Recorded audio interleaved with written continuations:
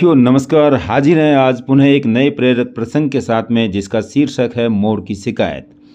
एक बार एक मोर था जो बहुत ही सुंदर था। उसके पंख बेहद खूबसूरत थे।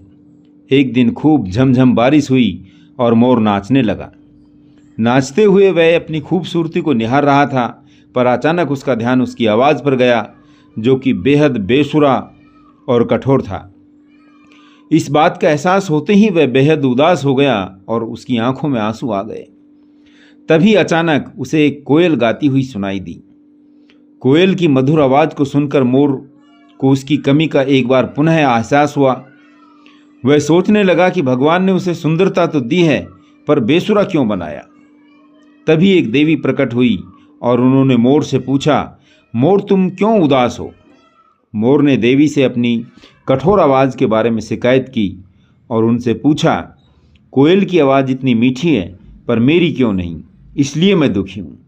अब मोर की बात को सुनकर देवी ने समझाया, भगवान के द्वारा सभी का हिस्सा निर्धारित है। हर जीव अपने तरीके से खास होता है। भगवान ने उन्हें अलग अलग बनाया है और वे एक निश्चित काम के लिए हैं।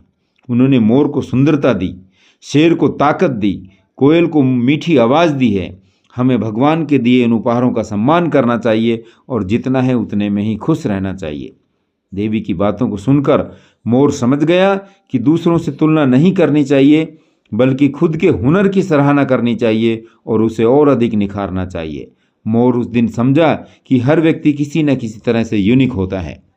साथियों, इस प्रेरक प्रसंग से हमें यही शिक्षा मिलती है कि खुद को स्वीकार करना ही खुशी का पहला कदम है।